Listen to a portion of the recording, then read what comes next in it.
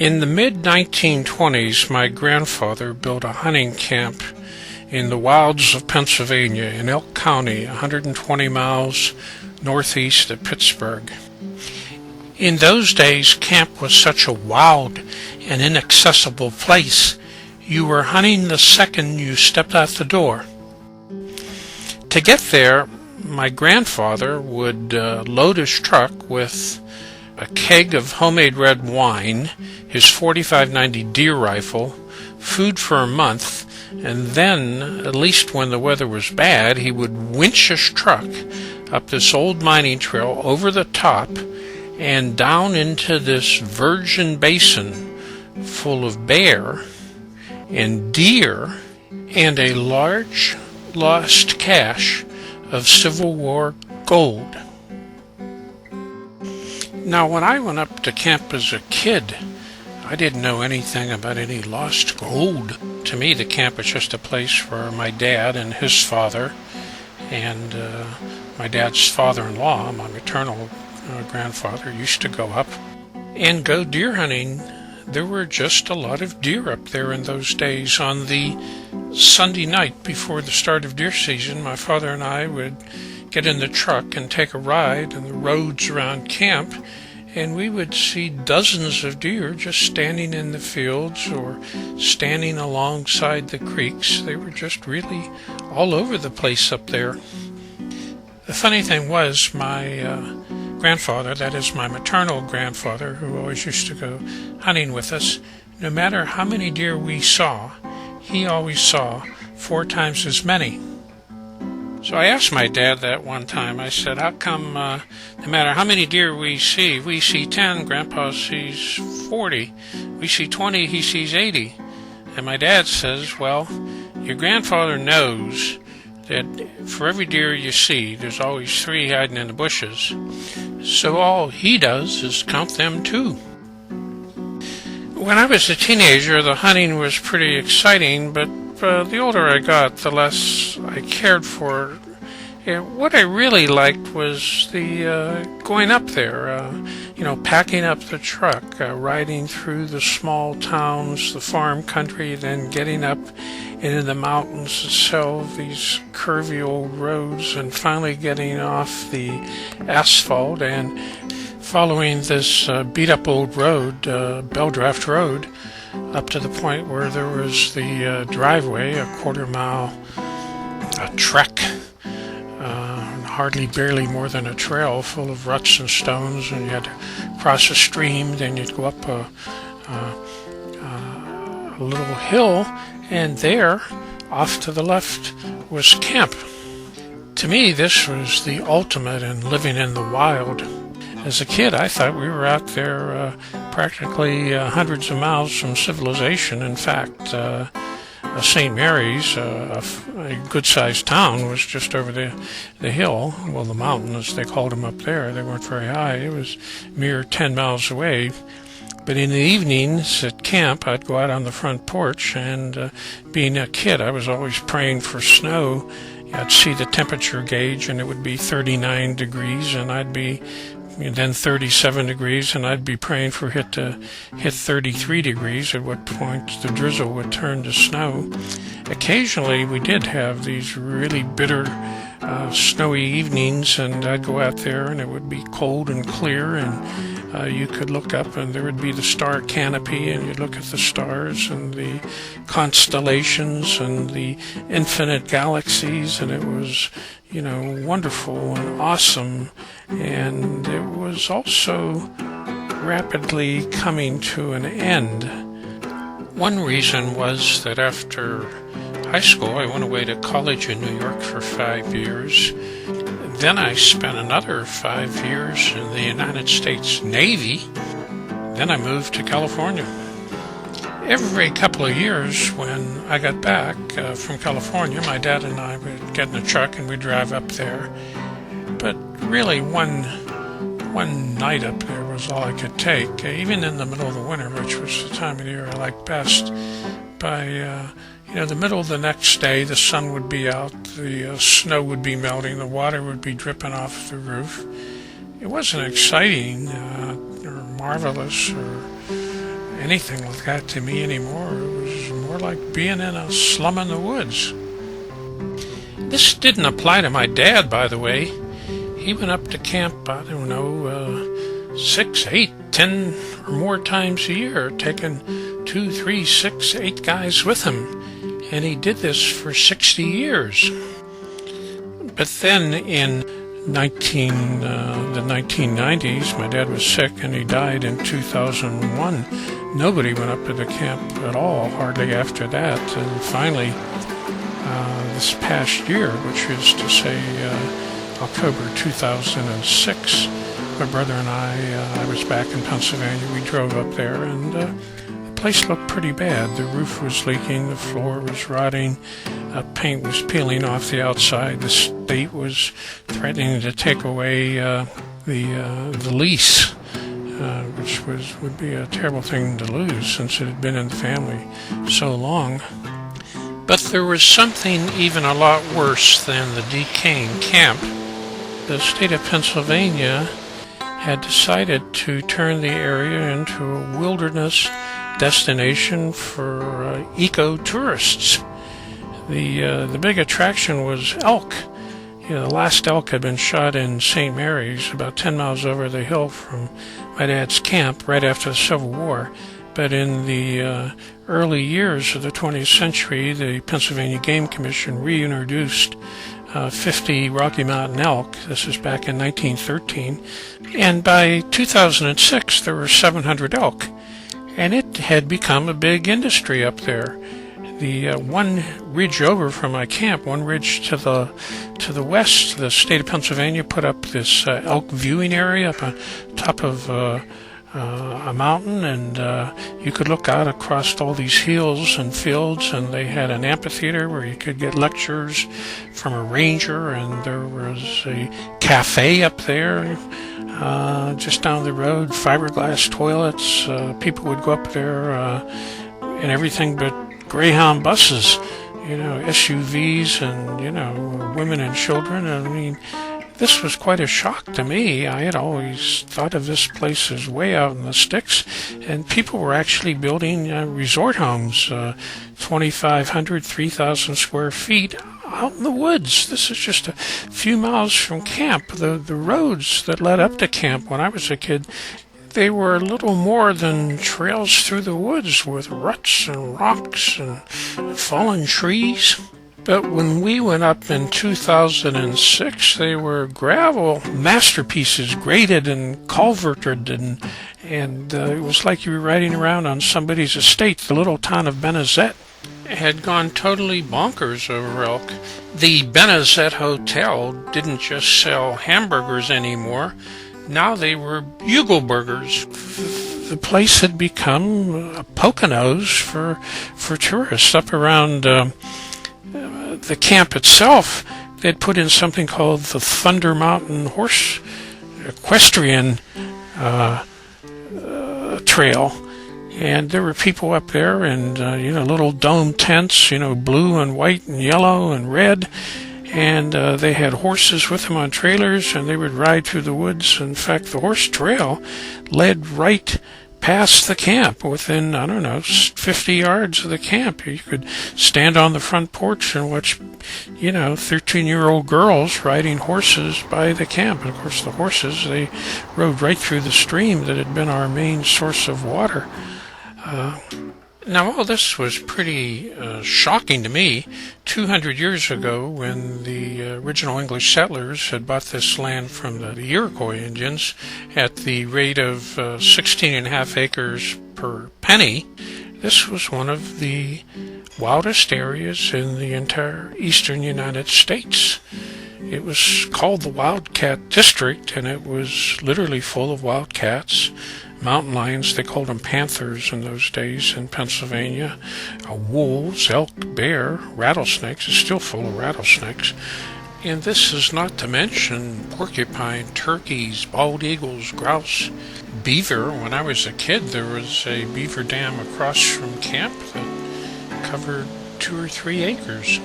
On top of everything else, the last ice age had left a terminal moraine going right through the middle of Elk and Cameron County. There were these huge boulders, some the size of small bungalows, all over the slope just across from camp. During the Civil War, the U.S. Army lost a small wagon train full of gold within a mile or two of camp, and it hasn't been heard of since. Now, it wasn't just the growing elk herd or even the eco-tourist trade that ruined camp for me. In the early 1970s, the federal government built Interstate 80 across the northern third of Pennsylvania. It came within 20 miles of camp to the south. This made it possible for anyone from New England, Boston, New York to reach the area around camp in just a couple of hours in their SUVs or their luxury sedans, park in a hilltop viewing area provided by the state, and watch the mighty elk. All this was way too much development for me. My big interest in the camp, the attractiveness of the camp to me all these years had been the fact that it was so remote, so far out, so hard to get to, and now it was practically wheelchair accessible, a tourist destination. Well, at this point, I more or less pretty much lost interest in the camp entirely. It wasn't really camp anymore. It was just a cabin in the woods, and kind of an old, decaying one at that.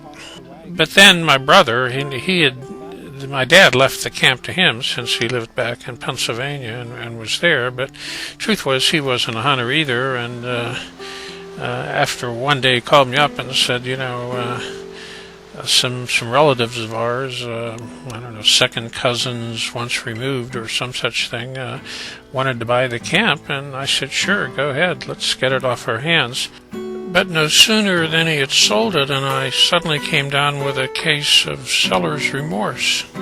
One of the things I did, something I'd never done before, is I went on the internet and started looking up Elk County and the Wildcat District, and looking at maps and Google Earth photos of the area around camp, and I discovered something I never knew before.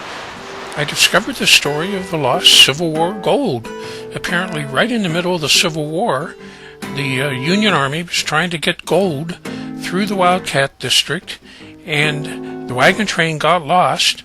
Everybody died under very mysterious circumstances, and all the gold disappeared. Years later, the bones of the troopers were found about a mile from camp along Bell Run, a spring that feeds Bell Run, and Bell Run is the stream that runs right by our camp, a small tributary of which is where we got all our drinking water.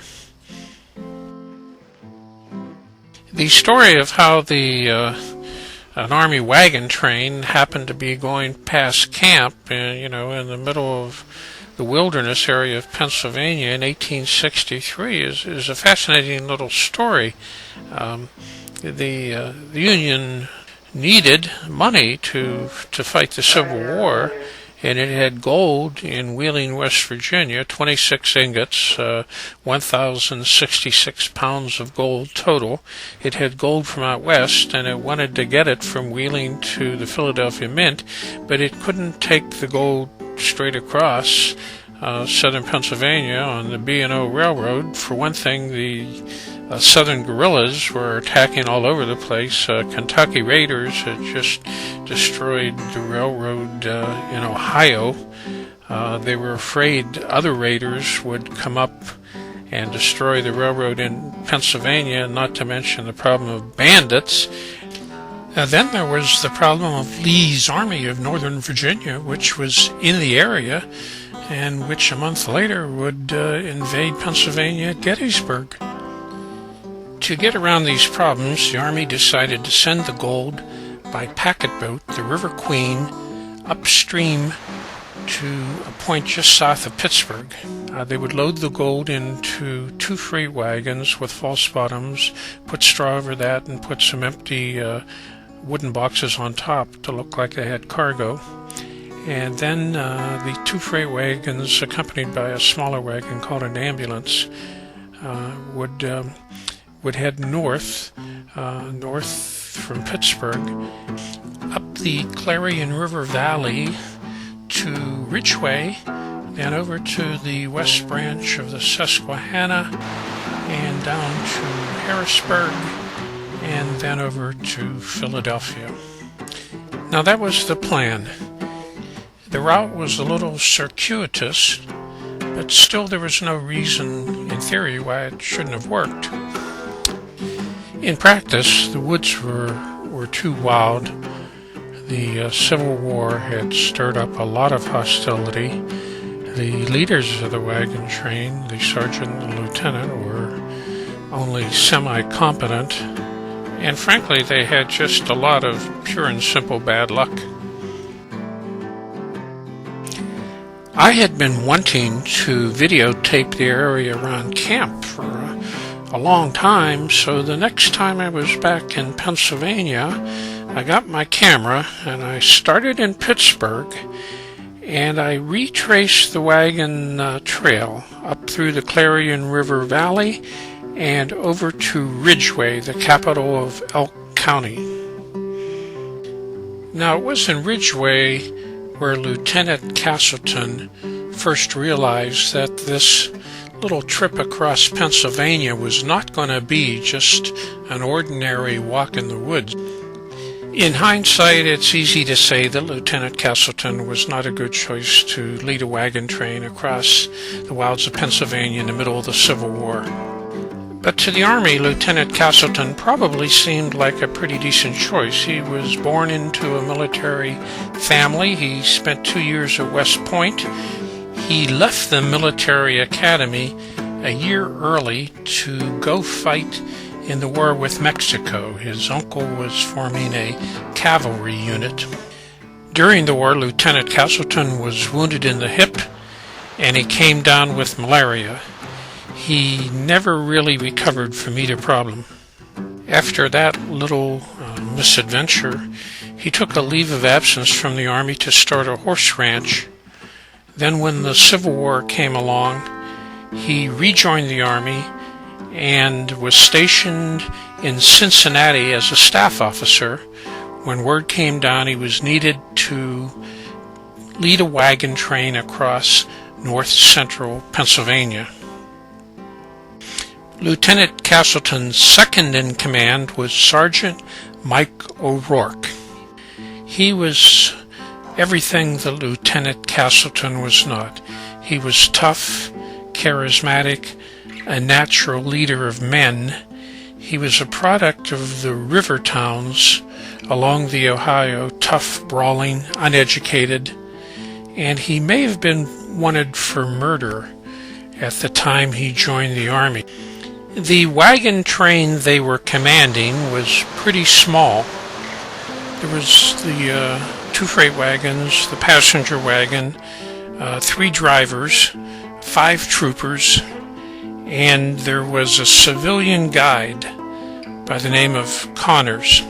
In Ridgway, Lieutenant Castleton made the first of several bad mistakes that got his wagon train into so much trouble. They had pitched camp on the outskirts of town. Then he and Sergeant O'Rourke went into town to get quinine. Lieutenant Castleton's malaria had returned. They stopped in a bar, and Castleton here made a big mistake. Now, he had rather extraordinary orders, extraordinary powers. They were kind of like Rick, the bar owner in Casablanca, with the letters of transit signed by General de Gaulle and couldn't be countermanded by anybody. Castleton had orders which allowed him to commandeer anyone or anything that he needed to carry out his mission. Being in strange territory, what he needed at this point were guides familiar with the area. But when nobody stepped forward to volunteer, he made the mistake of pointing out that he had the authority to compel them to volunteer. Well, the men thought they were going to be drafted into the Union Army against their will. A near riot broke out. Lieutenant Castleton had to fire his gun into the ceiling of the bar so he and O'Rourke could escape with their lives. Later that night, a small group of locals attacked the wagon train. The strange thing was, all this happened in a loyal Union town. The famous Bucktail Regiment had come from this part of Pennsylvania. They had fought bravely and with distinction in the Civil War, but nobody was going to force them into anything. They'd fight when and where they pleased. Castleton and O'Rourke the next morning got their wagon train up early, out of town, and headed for the town of St. Mary's, about 10 or 12 miles down the road to the east. St. Mary's was another Union town, though apparently a lot less paranoid, and they were warmly received. Lieutenant Castleton's malaria, unfortunately, had gotten much worse. He fell into a delirium, and in his delirium, he blurted out the fact that he was carrying 26 ingots of gold in the 2 freight wagons under a false bottom. The next day, Lieutenant Castleton's delirium passed, and he realized that he had made a really rather serious mistake. Now he figured bandits or Southern sympathizers or somebody would be attacking him the rest of the trip. In response, he broke camp early, and the wagon train proceeded to the east towards the town of Emporium for about 10 miles. At this point, there was a old logging trail that crossed West Creek and proceeded up this big ridge over the top and into the heart of the wildcat country. Castleton thought if he took this route, he'd confuse and confound his enemies. Mainly, he confounded himself. For one thing, his maps were lousy. They showed these logging trails that went through all the way from West Creek down to the Cinnamahoney on the south. In fact, the real trails wandered all over the place without leading anywhere. At one point, they tried to follow Hicks Run out of the wilderness area, but it was swampy. There were logs across the streams. It was just too rocky. Finally, they decided to go back up to the top where it was there were meadows and fewer trees and walk down the ridge. They went in circles one day until they came upon a set of wagon tracks and realized they were following their own trail.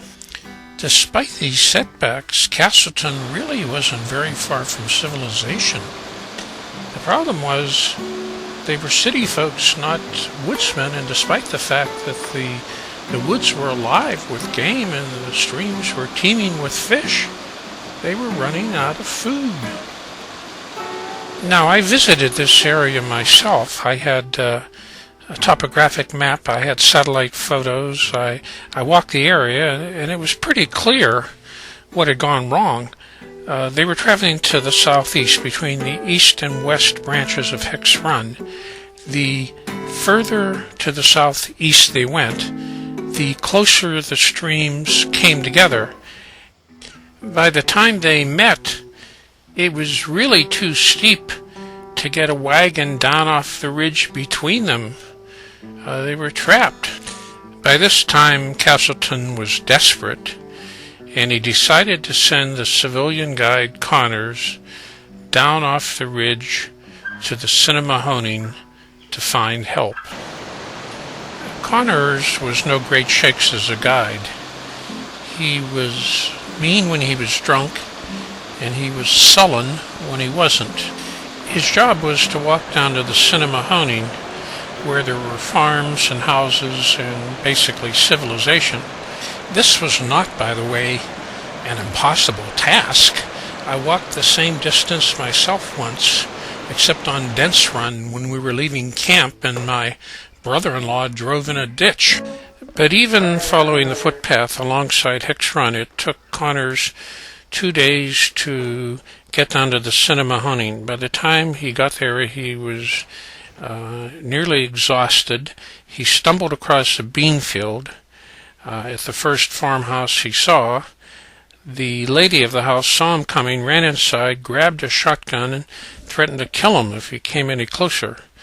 He stumbled downstream to the next farmhouse, at which point he passed out, which was pretty much par for the course for him. 2 days later he came to, at which point he discovered that the farm family had found the papers he was carrying. Before he had left the wagon train, Lieutenant Castleton had given him a copy of his official orders plus the diary of the journey so far. And the farm family, realizing that this was important, sent their son down to Lock Haven, where there was an Army detachment. This was 40 miles to the east. The Army immediately sent back 2 men to tell them that help was on the way, and 2 days later an Army pack train arrived. Connors by this time was well enough to travel, so he accompanied the rescue pack train back up Hicks Run to find Lieutenant Castleton and all his men. Surprisingly, they found the wagons without much difficulty. What they didn't find was Lieutenant Castleton, Sergeant Mike O'Rourke, any of the men, any horses, any mules, or any gold. The other thing that was strange was that the canvas covers to the wagons were gone.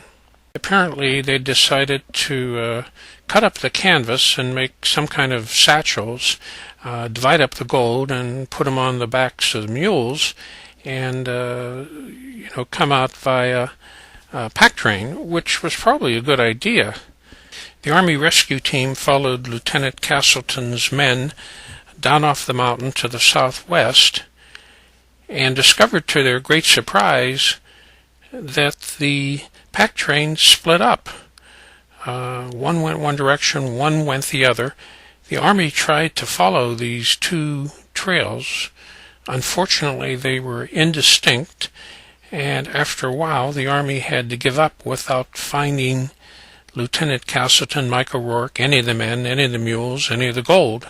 The Army rescue team subsequently went back to Lock Haven, reported what had happened, whereupon the Army court-martialed Castleton and Sergeant O'Rourke, charging them with treason, theft, and desertion. Castleton's family, which was politically influential, subsequently managed to get his conviction reversed, but they never found Lieutenant Castleton, despite the Army having sent Pinkerton men, which in those days, Civil War days, was equivalent of the CIA. They sent Pinkerton men into the area to live in the Wildcat District for an entire year. They posed as miners and lumbermen, and they listened carefully and asked subtle questions to determine if anybody had become suspiciously wealthy. 2 of the Pinkerton men came to like the area so much so that they moved back there after the Civil War and built themselves a cabin on Trout Run to the northwest of Dad's camp and lived out their natural lives. Periodically they would search for the gold. They never found it, although an old man in the woods was subsequently found to have 2 Army mules. He said he found them wandering loose in the woods. Another search team did find 2.5 ingots of gold under a pine stump. Apparently, one of the ingots had been cut in half with a hatchet, which indicates a division of some kind. The rest of the gold was never found. And none of the soldiers were found until 1876, when a surveying team trying to fix the boundary line between Elk and Cameron County found the bones of 4 or 5 people, they weren't ever clear which, near the headwaters of Bell Run. The Army never trusted Connors. When he was drunk, he would say he knew exactly where the gold was. When he was sober, he claimed not to remember a thing. At other times, he told bizarre stories of having been in a terrible battle, after which he was buried alive. To try and prevent him from sneaking back to the area and possibly digging up the gold, which they still thought was buried somewhere back there, they inducted him into the Army, and then they shipped him to remote posts out west, where he couldn't do anything. Over the years, many people have tried to find the lost gold of Hicks Run. They've scoured the ridge tops, they've walked the valleys with expensive metal detectors. They haven't found anything. The gold is still up there, and thanks to my second cousins twice removed, so is the camp.